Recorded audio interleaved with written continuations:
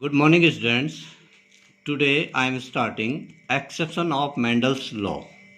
आज हम पढ़ेंगे मेंडल के नियमों के अपवाद। जैसे कि इससे पहले हमने मेंडल के बारे में काफ़ी पढ़ा है, मेंडल के नियम पढ़े, मेंडल के 3 नियमों के बारे में हमने पढ़ा और इसमें विशेषता है जो हमने प्रभाविता का नियम पढ़ा। मेंडल जब खोज कर रहे थे तो उसके बाद जो है मेंडल से के अलावा जो है कुछ और लोगों ने भी आनुवंशिकता के क्षेत्र में अनेक खोज की, तो उसको नॉन मेंडलिज्म उसको बोला जाता है। अब सामान्यतः होता क्या है कि किसी भी विज्ञान के किसी भी क्षेत्र में जब कोई वैज्ञानिक एक खोज करता है तो अन्य वैज्ञानिकों के द्वारा उस खोज को प्रमाणित करने के लिए अनेक प्रयोग किए जाते हैं। जैसे कि मेंडल ने अधिकांश प्रयोग मटर के पौधों पे किए और उसके अलावा अन्य वैज्ञानिकों ने भी उन प्रयोगों को दोहराया और अन्य जीवधारियों पर भी वो प्रयोग किए, जिनमें से 95 से ज़्यादा प्रतिशत प्रयोग सत्य पाए गए। और लेकिन कुछ अपवाद के रूप में ऐसा घटित हुआ कि उनमें जो ये नियम थे मेंडल के, ये पूर्णतः हम ये कह सकते हैं कि हम ये भी नहीं कह सकते कि बिल्कुल फिट नहीं बैठे, पूर्णतः जो है वो नियम उन अपवाद में फिट नहीं बैठे, उन प्रयोगों में फिट नहीं बैठे। तो उसी के आधार पर एक अपवाद है अपूर्ण प्रभाविता, इनकम्प्लीट डोमिनेंस इसको बोला जाता है। मेंडल के प्रभाविता के नियम पर आधारित कार्ल कॉरेंस ने इस क्षेत्र में कार्य किया और कार्ल कॉरेंस ने जो प्रयोग किए अपने, उस आधार पे उन्होंने उस नियम को प्रतिपादित किया और उसको बोला अपूर्ण प्रभाविता। उन्होंने देखा कि कुछ प्रजातियों, कुछ पौधों में या कुछ जंतुओं में उन्होंने जब कुछ प्रयोग किए तो उन्होंने देखा कि F1 पीढ़ी में कोई भी लक्षण अपने को डोमिनेंट प्रदर्शित नहीं करता है।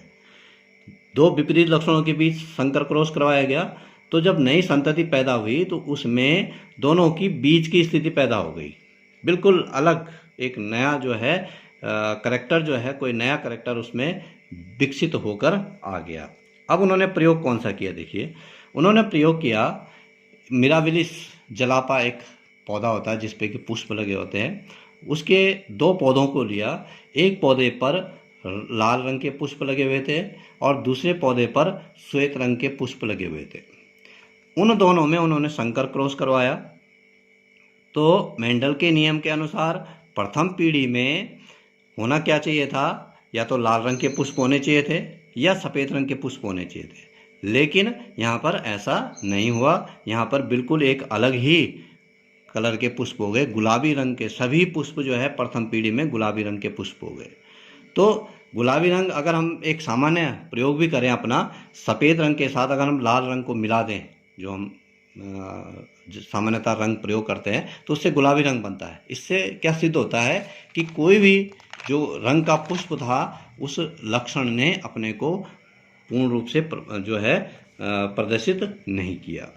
तो ये जो है इनकम्प्लीट डोमिनेंस इसीलिए इसको बोला जाता है। अब F1 जनरेशन में गुलाबी रंग के जो पुष्प हुए उनमें फिर पुनः संकर क्रॉस करवाया गया और F2 पीढ़ी में उसका रिजल्ट देखा गया। तो यहाँ पे उन्होंने क्या किया, रेड कलर के फ्लावर लिए और वाइट कलर के फ्लावर लिए। रेड का जो जीनोटाइप है वो है कैपिटल आर और सफ़ेद पुष्प का जीनोटाइप है स्मॉल आर। इसके गैमेट्स कैपिटल आर, इसके गैमेट्स स्मॉल आर।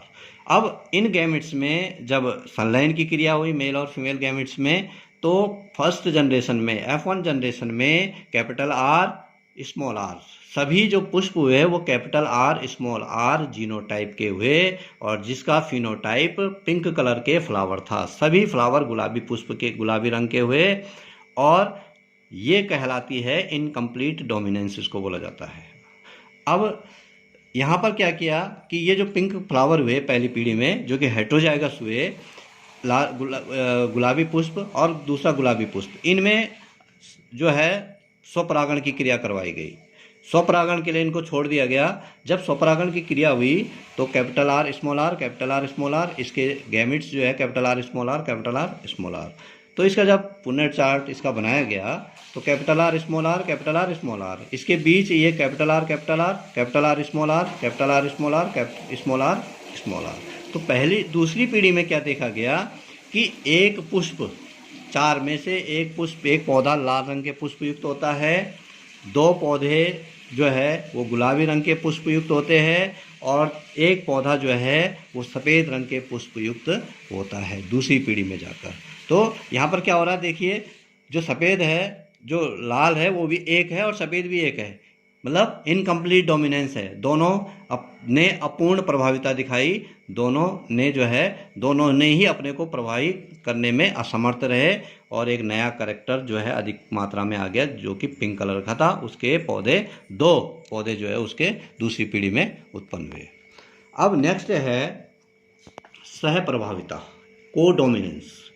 कोडोमिनेंस जो है इसको ये बोला जाता है, इसमें हम को का मतलब होता है सह, और सह का मतलब होता है कि जब दो अलग अलग लक्षणों के बीच संकर क्रॉस करवाया गया तो पहली पीढ़ी में दोनों ने जो है अपने को समान रूप से प्रदर्शित किया।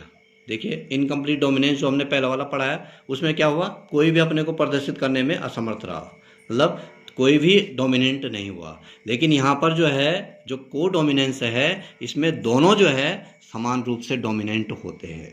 अब इसका उदाहरण क्या है, इसको सहप्रभाविता, को डोमिनेंस कहा जाता है। यहाँ पर जो है लाल रंग की मवेशी, मवेशी मतलब गाय भैंस इत्यादि जो है, एक मेल जो काऊ होता है, मेल हम जिसको बोलते हैं, वो लाल रंग का लिया और फीमेल जो है वो सफ़ेद रंग का लिया। दो मवेशी ली, उनमें संकर क्रॉस करवाया गया। लाल और सफ़ेद के बीच जब संकर क्रॉस करवाया गया तो प्रथम पीढ़ी में दोनों ने अपने को समान रूप से प्रदर्शित किया और जो प्रथम पीढ़ी में जितनी भी मवेशी हुई वो सारी की सारी मवेशी चितकबरी रंग की हो गई। चितकबरी का मतलब स्पॉटेड या डॉटेड, हम इसको कह सकते हैं कि जितना उसमें काला लाल रंग था उतना ही उसमें सफ़ेद रंग भी हो गया। तो मिक्स कलर की, मिक्स ना होके वो दोनों का रंग जो है उस मवेशी में दिखाई दिया।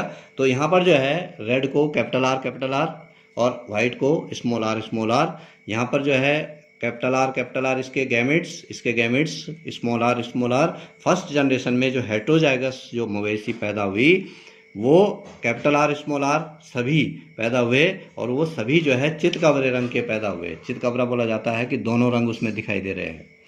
रॉन, इंग्लिश में उसको रॉन बोला जाता है। तो ये जो है ये कहा गया कि दोनों ने अपने को प्रदर्शित किया समान रूप से। अब यहाँ पर देखिए, ये रॉन जो फर्स्ट पीढ़ी में जो रॉन पैदा हुए चितकबरे, उन दोनों में संकर क्रॉस करवाया गया। चितकबरा और चितकबरा में संकर क्रॉस करवाया गया। तो यहाँ पर capital R small R, capital R small R, capital R capital R, capital R small R, capital R small R, small R. यहाँ पे रेड कलर के गाय जो हुई वो एक हुई, वाइट कलर की एक हुई और रॉन जो है जो चितकबरे थे वो दो उनकी संख्या दो पैदा हुई। तो ये इसको कहा जाता है सह प्रभाविता, को डोमिनेंस इसको बोला जाता है। डोमिनेंस का एक एग्जाम्पल और भी है, वो है मनुष्य का ब्लड ग्रुप।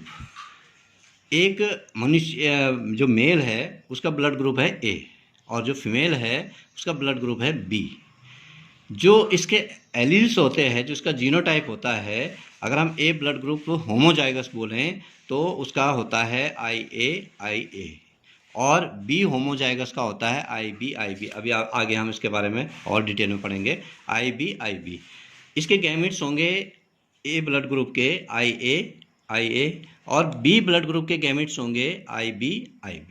अब इनमें संकर क्रॉस जब करवाया जाएगा तो ये पुनर्ट चार्ट में अगर इसको हम देखें तो IA ए ब्लड ग्रुप के gametes, IB B blood group के गैमेट्स।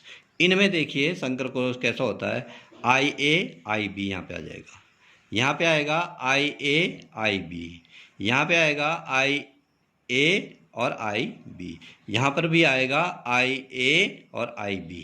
अब देखिए IA और IB जो हेटेरोजाइगस होता है, ये हेटेरोजाइगस उसको इसमें बोला नहीं जाता वैसे ब्लड ग्रुप में, ये होता है ब्लड ग्रुप AB के लिए। जहाँ पर जीनोटाइप IA IB आता है वो AB ब्लड ग्रुप के लिए आता है। सारे के सारे जो बच्चे होंगे उनके सारे बच्चे कैसे होंगे, ए बी ब्लड ग्रुप के होंगे। अगर पिता का ब्लड ग्रुप ए है होमोजाइगस और माता का blood group homozygous A B है, तो उनके जितने भी बच्चे होंगे सभी ए बी ब्लड ग्रुप के होंगे। ये जो है इसमें जो है ये इसको एक को डोमिनेंस का, क्योंकि यहाँ पर देखिए क्या है, ए ब्लड ग्रुप ने भी अपने को डोमिनेट किया और बी ने भी अपने को समान रूप से डोमिनेट किया, और एक इसमें जो है ए बी जो है उनके जो लक्षण थे वो दिखाई दिए। अब अगर हम ए बी और ए बी जो प्राप्त हुए हमें, इन दोनों के बीच संकर क्रॉस करवाएं तो आई ए आई बी हो जाएगा। यहाँ पे आई ए आई बी, यहाँ पे देखिए ये हो जाएगा आई ए और आई बी, यहाँ पे हो जाएगा आई बी। एक होगा ए ब्लड ग्रुप वाला बच्चा दूसरी पीढ़ी में, और दो होंगे ए बी ब्लड ग्रुप वाले बच्चे, और एक होगा बी ब्लड ग्रुप वाला बच्चा। तो इस प्रकार से जो है ये सह प्रभाविता का नियम मनुष्य के ब्लड ग्रुप में भी होता है। Thank you.